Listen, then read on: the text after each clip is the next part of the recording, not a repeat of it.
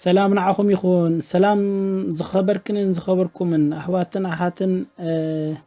بحبر خمي قنديكم كما تخون لهم زخبرن زعززن كبر سلام تنا تقبلوا أبزل لكم ببجزيكم ساعتكم من سلام تنا يبصحكم إزي channel MTV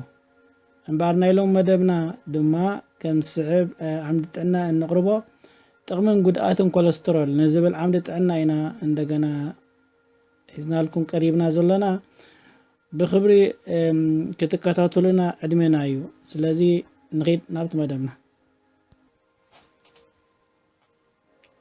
تقمن قدآتن كوليسترول قدان تقامن أيو أبمتون درجو نسبنات أزيو تقامي أيو أبعدت دم زهب متن كوليسترول كاب عقل نلعل انت خوينو قنا كساب هند بتاو موت كسعب زخيل استفلالت عنا وصقام يختل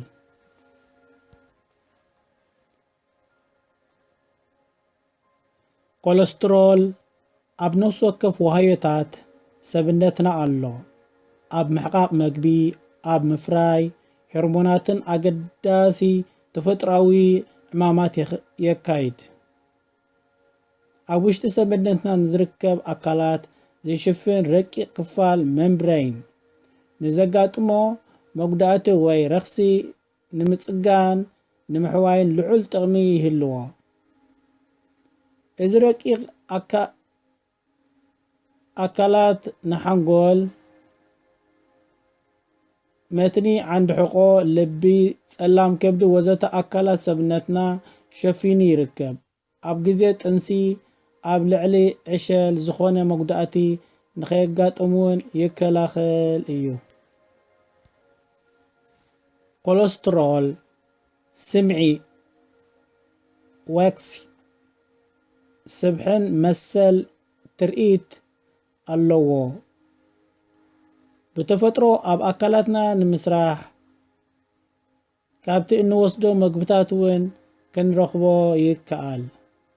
كوليسترول أوشتا أكلات 8 مئتاويت بتسلام كبدي تسريحون تدالين بعدة دم أبيلو ناب نفس وكف وهايتات يباتصح اتسترف 10 مئتاويت كاب مقبي زركبيو أبز ببزح السبحي زلوو مقبتات saturated fat مس انوسد سلام كبدي كاب عقل نلعلي كوليسترول كتفريت تقدد مس دم تحويسو عدد زقبر عقل كوليسترول كعبي دما قدن يخون كاب عقل نلعلي كوليسترول اب عدد دم كساب موت كسعب زخيل كبير صعبين يوز اللوه نور عقل كوليسترول اب حدا 7 كيلوغرام زمزن سب كاب 3.6 كساب 7.8 مول اب لترو كخون يقبا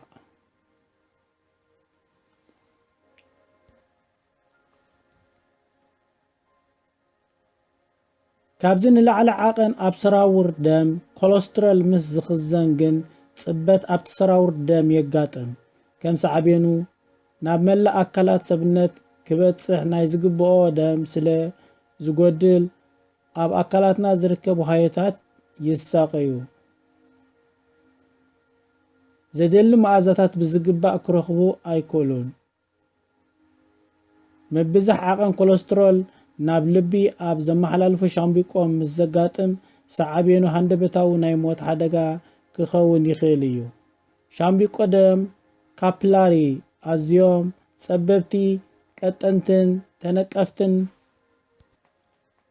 ايوم ازوم شامبيقوتات ازيوم لعول عقن كوليسترول دم بمنقدهم كوحزو أزيوم يوم زصقومو كل عينة كوليسترول اللو تحت صعقي ليبوبروتينس LDL حدقنيا كوليسترول مخانم إيو لعول صعقي ليبوبروتيس HDL تقمتي كوليسترول إيوم كوليسترول 4 أقدست تقمتات اللو بزيزوم تقمتات بهوات كنبر فتصوم ኣይምተኻእለን። ንሳቶም መናድቕ ወሃዮታት ኣካላት ንምህናጽ ይሕግዝ፣ መግቢ ንምሕቃቕ ሓሞት እተዳልዎ ኣሲዳዊ ቀመም ይሰርሕ፣ ኣካላትና ቫይታሚን ዲ ከፍሪ የተባብዕ፣ ኣካላትና ኣገደስቲ ሆርሞናት ክሰርሕ የኽእሎ። ጠንቅታት ልዑል ኮለስትሮል እንታይ እዩ? ምልክት ልዑል ዓቐን ኮለስትሮል ኣብ ደም ኣብዚ ግዳይ ብንጹር ክትዕዘቦ ኣሸጋሪ እዩ። ዝኾነ ግዳይ ናይዚ ጥዕናዊ ጸገም ዝኾነ ሰብ ብኣግኡ ግቡእ ሕክምናዊ መርመራታትን ክንክንን ክሳብ ዘይገበረ ንሕማም ልቢ፣ ጸቕጢ ደም፣ ሽኮር ኩሊት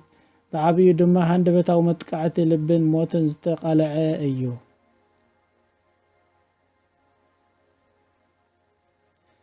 ኣብ እንወስዶ መግቢ ዝርከብ ስብሒ ከነጉድሎ ምኽኣል ኣብ ሰብነትና ዝርከብ ዓቐን ኮለስትሮል ንምጉዳል ዝሕግዝ ኣገዳሲ ስጉምቲ እዩ። ንልዑል ዓቐን ኮለስትሮል ዘቃልዑ ምግብታት እንቋቁሖ፣ ካብ ስጋ ዝርከብ ስብሒ፣ ጠስሚ፣ ፋርማጆ፣ ጸባን ውፅኢትን ክሬምን ቸኮሌትን ኩሎም እዚኦም ዝዘቕበበ ስብሒ ሳቱሬትድ ፋት ዝሓቁፍ ምግብታት እዮም። ንልዑል ዓቐን ኮለስትሮል ኣብ ደም የቃልዑና። ዝበዝሑ ኣብ ዕዳጋ ዝርከቡ ዓይነት ዘይቲ ካብ ኣትክልቲ ወይ ከዓ ኣሕምልቲ ተጸሚቖም ዝዳለዉ ኮይኖም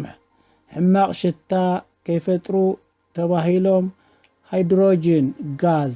ይሕወሶም እዩ። ስለዚ ዓቐን ኮለስትሮል ናብ ዝለዓለ ደረጃ ናይ ምድያብ ባህሪ ዘለዎ ስለ ዝኾነ ምስትብሃሉ ኣዝዩ ኣገዳሲ እዩ።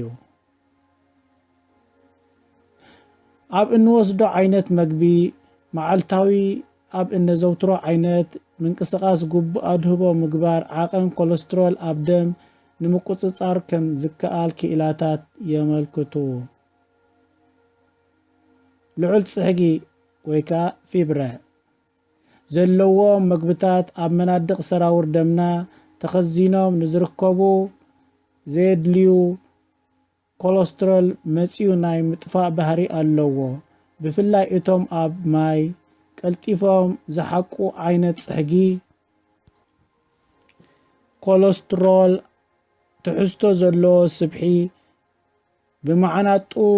ተመጺኦም ናብ ዑደት ደም ከይሕወሱ ኣብ ምጥፋእ ልዑል ረብሓ እዩ ዘለዎም። እቲ ኮለስትሮል ምስ ደም ምስ ዘይሕወስ ድማ ምስ ቀልቀል ንደገ ከም ዝወፅእ ይኸውን።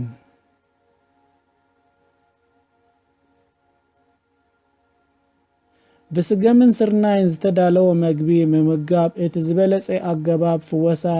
ንልዑል ዓቐን ኮለስትሮል ኣብ ደም እዩ።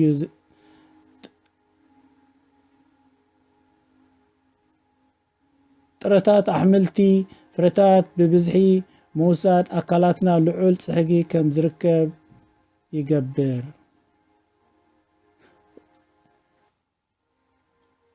ልዑል ዓቐን ኮለስትሮል ኣብ ደም ዝያዳ ንመን የጥቅዕ? ልዑል ዓቐን ኮለስትሮል ኣብ ደም ዘይንቡር ግዝፊ ሰብነት ንዝውንኑ ዕድመ ንዝደፍኡ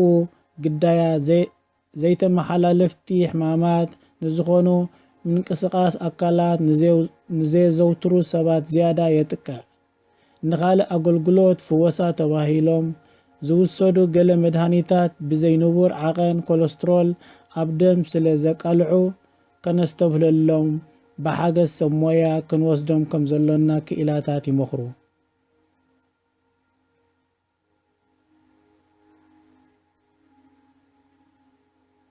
መርመራ ዓቐን ኮለስትሮል ኣብ ደም ዝያዳ ንመን የድልዮ? ዝኾነ ሰብ ብተደጋጋሚ መርመራ ዓቐን ኮለስትሮል ኣብ ደም ክገብር ኣገዳሲ እዩ። ምክንያቱ ኣብ ደም ዝህሉ ዓቐን ኮለስትሮል ምፍላጥ ካብ ሓያሎ ሕማማት ንምድሓን ዝሕግዝ ቅድመ ክንክን ስለ ዝኾነ ብዝያዳ ቅልጡፍ መርመራ ምክያድ ዘድልዮም ግና ብዝተፈላለዩ ሕማማት ልቢ ዘሳቀዩ ሰባት ልዕሊ 45 ዓመት ዕድመ ዝርከቡ ሰባት ብዝተፈላለዩ ዘይተመሓላለፍቲ ከም ሽኳር ፀቕጢ ደምን ሕማም ፀላም ከብድን ዝኣመሰሉ ሕማማት ዝተጠቕዑ ሰባት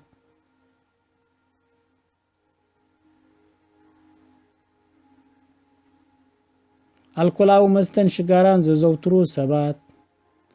ንኸምዚኦም ዓይነት ዝኣመሰሉ ሰባት ክጥቅዕ ስለ ዝኽእል ኩሉ ሰብ ወይ ከዓ ከምዚ ዓይነት ክንገልጾ ዝፀናሕና ምልክታት ናይ ንዘርእዩ ወይ ከዓ ንዝበፅሑ ሰባት ናይ መርመራ ደም ወይ ከዓ ናይ ኮሌስትሮል ክገብሩ ምሕፅንታ ዓምዲ ጥዕና የቕርብ